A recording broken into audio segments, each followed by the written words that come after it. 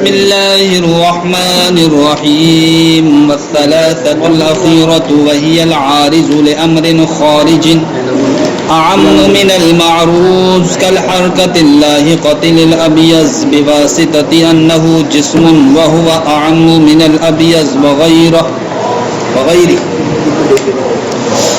ما قبل میں آپ نے پڑھا وہ امور جو کسی شے کو لاحق ہوتے ہیں دو طرح کے ہوتے ہیں. بعض تو وہ ہوتے ہیں کہ جو عرض ذاتی کہلاتے ہیں, بعض وہ ہوتے ہیں جو عرض غریبہ کہلاتے ہیں. عرض ذاتی امور کون سے ہوتے ہیں؟ ان کے تعلق سے آپ نے جانا کہ وہ عارض جو کسی شے کو لاحق ہو اس کی ذات کی وجہ سے یا اس کے جز کی وجہ سے یا امر خارج مساوی کی وجہ سے.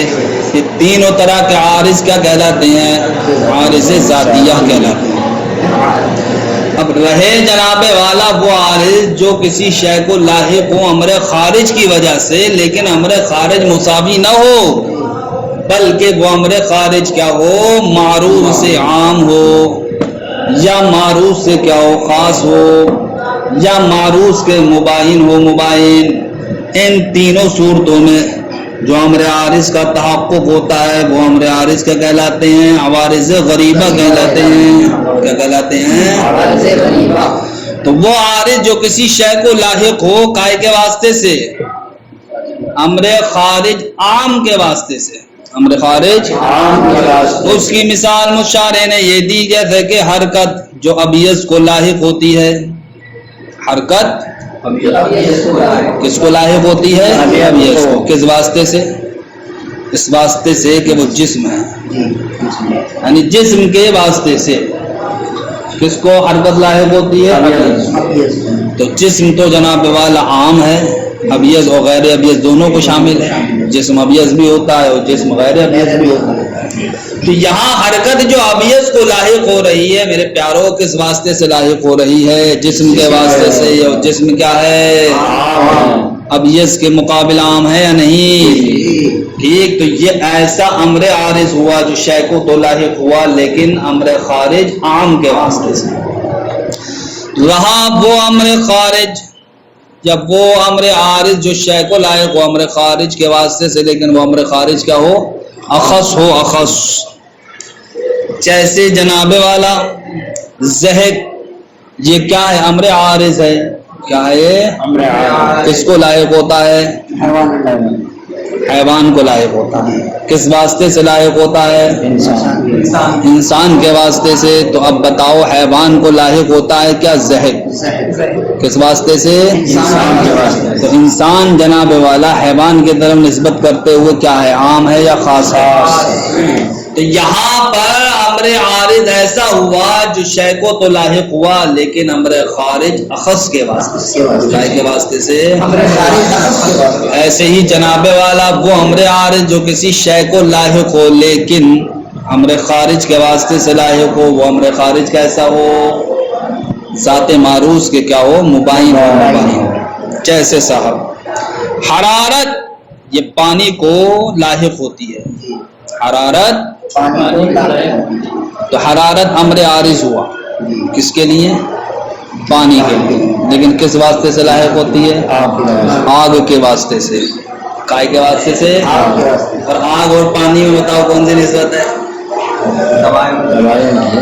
تو حرارت یہ لاحق ہوئی یا امر عارض بنا کس کا؟ حرارت یہ آگ کا یعنی پانی کا کیا بنا؟ امر عارض بنا. لیکن کس واسطے سے بنا؟ آگ کے واسطے سے بنا. اور آگ پانی میں دونوں میں تباین کی نسبت ہے. تو پتہ چلا یہاں پر جو عارض شے کو لاحق ہوا ہے وہ امر خارج مباین کے واسطے سے لاحق ہوا. یہ تینوں عوارض کا کہلائیں گے؟ عوارض غریبہ کہلائیں گے. غریب کس کو کہتے ہیں؟ اس کو کہتے ہیں کہ جس میں اجنبیت ہو, جس میں بیگانہ پن ہو. تو یہ جو عارض ہے نا معروض کی طرف نسبت کرتے ہوئے ان میں اجنبیت ہے, اس لیے ان کو نام کیا دے دیا؟ عوارض غریبہ. کیا دے دیا نام؟ فرماتے ہیں والثلاثۃ الاخیرۃ, رہے تیسری والے یعنی رہے اخیری والے تیسرے امر عارض. وہ کیا ہے؟ وہی العارض, وہ ہے جو عارض ہو لامر خارج, امر خارج کے لیے. یا امر خارج کو کوئی شے کیا ہو عارض ہو وہیں صورت کے عام من المعروض کہ وہ عارض کیا ہو معروض سے عام ہو، جیسے کہ حرکت اللاحقتی جو لاحق ہوتی ہے للابیضی ابیض کے لیے بواسطۃ اس واسطے سے کہ انہ جسم کہ وہ ابیض کا جسم ہے وہو اعم من الابیض وغیرہ اور جسم ہونا یہ عام ہے ابیض اور غیر ابیض دونوں کو۔ والعارض للخارج اور وہ امر عارض جو امر خارج کے واسطے سے لاحق ہوتا ہے لیکن وہ امر خارج کیا ہوتا ہے اخص ہوتا ہے ذات معروض سے، جیسے کہ زہق جو عارض ہوتا ہے حیوان کو بواسطۃ انہ انسان اس واسطے سے کہ حیوان کیا ہے انسان ہو، وہو اخص من الحیوان اور انسان یہ کیا ہے حیوان کے مقابل اخص ہے۔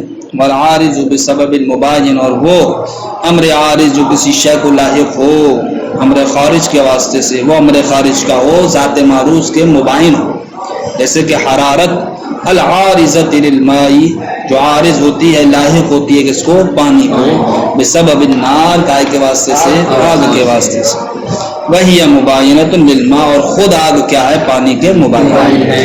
ان تینوں عوارض کا نام تو سما اعراضا غریبۃ کیا نام رکھتے ہیں اعراض غریب، کیوں لما فیہا من الغرابۃ اس وجہ سے جو ان میں غرابت پائی جاتی ہے بالقیاس الی ذات المعروض ذات معروض کی جانب قیاس کرتے ہوئے، یعنی کہ ان کی نسبت جو ذات معروض کی جانب ہوتی ہے وہ نسبت ظاہر و باہر نہیں ہے بلکہ پوشیدہ ہے، اجنبیت ہے، اس میں غرابت ہے، اس لیے اس کو کیا کہتے ہیں اعراض غریبہ کہتے ہیں۔ والعلوم لا يبحث فيها الا عن الاعراض الذاتيه لموضوعاتها تو آپ نے جان لیا کہ عوارض جناب والا دو طرح کے ہوتے ہیں، بعض عوارض عوارض ذاتیہ کہلاتے ہیں، بعض عوارض عوارض غریبہ کہلاتے ہیں، لیکن جناب والا علوم میں کون سے عوارض معتبر ہیں؟ کیا دونوں معتبر ہیں یا ایک معتبر ہے؟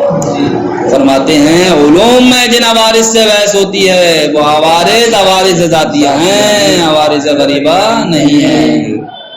والعلوم لا يبحث فيها اور علوم میں بحث نہیں کی جاتی ہے الا عن الاعراض الذاتیہ لموضوعاتها مگر علوم کے موضوع کے عوارض ذاتیہ سے، فلہذا قال اسی وجہ سے مصنف نے فرمایا کہ ہر علم اس میں بحث کیسے کی جائے گی ان عوارض التي تلحقه لما ہوا ان عوارض سے جو شے کو لاحق ہوتے ہیں ہوا، یعنی کہ اس سے مراد کیا ہے عوارض ذاتیہ۔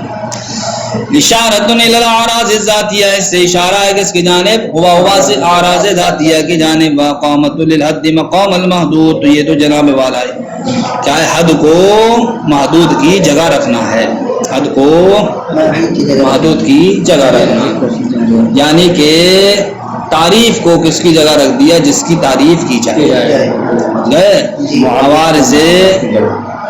عوارض کے بارے میں آپ کو بتایا کہ ہر علم کا موضوع وہ چیز ہوتی ہے کہ جس میں اس کے عوارض ذاتیہ سے بحث کی جائے، ٹھیک، اور اسی عوارض ذاتیہ کو پورا نام کیا دے دیا کہ وہ عوارض جو شے کو ہوا لاحق ہوتے ہیں، تو عوارض ذاتیہ کی آپ کو تعریف کرنا چاہیے تھی، لیکن اسی پورے کو عوارض ذاتیہ لما ہوا اس کو کیا بنا دیا آپ نے محدود بنا دیا، اور یہ خود کیا ہے لما ہوا یہ تعریف ہے عوارض ذاتیہ کی، تو تعریف کو محدود کی جگہ رکھنا ہو گیا ہے، کس قبیل سے ہو گیا تعریف کو محدود کے رکھنے کے قبیل سے ہو گیا۔